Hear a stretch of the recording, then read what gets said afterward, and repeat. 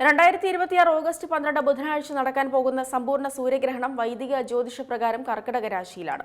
ഇതിന്റെ സ്വാധീനം മൂലം ചില പ്രത്യേക രാശിക്കാർക്കും നാളുകാർക്കും ജീവിതത്തിൽ വലിയ ഐശ്വര്യവും നേട്ടങ്ങളും കൈവരുമെന്ന് ജ്യോതിഷ വിദഗ്ധർ പ്രവചിക്കുന്നു. പ്രകൃതിയിലെ ഏറ്റവും അപൂർവവും മനോഹരവുമായ പ്രതിഭാസങ്ങളിലൊന്നായ സമ്പൂർണ്ണ സൂര്യഗ്രഹണത്തിന് സാക്ഷ്യം വഹിക്കാൻ ഇനി വിരളിലെണ്ണാവുന്ന ദിവസങ്ങൾ മാത്രമാണുള്ളത്. അതെ, 2026 രണ്ടാമത്തെയും അവസാനത്തെയുമായ സൂര്യഗ്രഹണം 2026 ഓഗസ്റ്റ് 12 സംഭവിക്കുന്നത്. അമാവാസി ദിനത്തിലാണ് സൂര്യഗ്രഹണം. അന്ന് ലോകമെമ്പാടുമുള്ള 100 കോടിയിലധികം ആളുകൾ ഈ പ്രതിഭാസം കാണാൻ തയ്യാറെടുക്കുകയാണ്.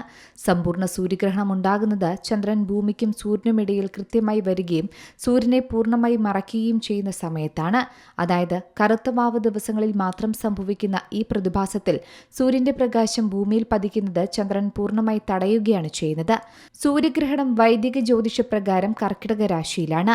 ഇതിന്റെ സ്വാധീനം മൂലം ചില പ്രത്യേക രാശിക്കാർക്കും നാളുകാർക്കും ജീവിതത്തിൽ വലിയ ഐശ്വര്യവും നേട്ടങ്ങളും കൈവരുമെന്നും ജ്യോതിഷ വിദഗ്ധർ പ്രവചിക്കുന്നു.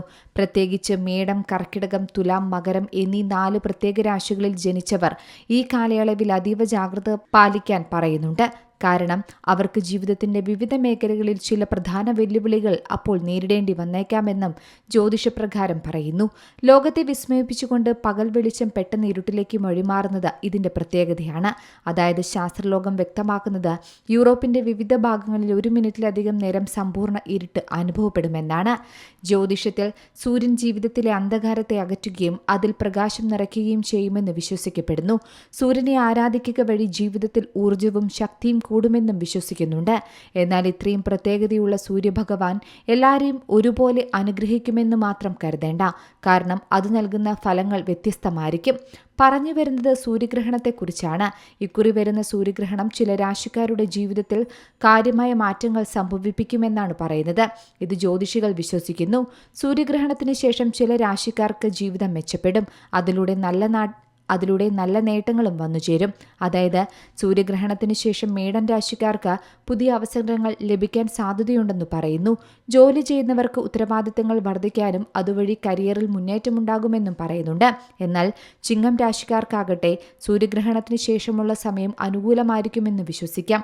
തൊഴിൽ മേഖലയിൽ അംഗീകാരം ലഭിക്കാനും പുതിയ ചുമതലകൾ ഏറ്റെടുക്കാനും അവസരമുണ്ടാകും. തുലാം രാശിക്കാർക്ക് സാമ്പത്തികമായ കാര്യങ്ങളിൽ പുരോഗതി ഉണ്ടാകാൻ സാധ്യതയുണ്ടെന്നും ജ്യോതിഷികൾ പറയുന്നു. നേരത്തെ നടത്തിയ ചില ശ്രമങ്ങൾക്ക് ഫലം ലഭിക്കാനും സാധ്യതയുണ്ടെന്നും പറയുന്നുണ്ട്. എന്തായാലും സൂര്യഗ്രഹണത്തിന് ശേഷമുള്ള കാലം ഇവർക്ക് നേട്ടങ്ങൾ നൽകുമെന്നും ജ്യോതിഷ പ്രവചനങ്ങളുണ്ട്. News desk Zee Malayalam news. ഏറ്റവും പുതിയ വാർത്തകളും വിശേഷങ്ങളും വിരൽത്തുമ്പിലറിയാൻ സീ മലയാളം ന്യൂസ് എല്ലാ ഡിജിറ്റൽ പ്ലാറ്റ്ഫോമുകളിലും ലഭ്യം.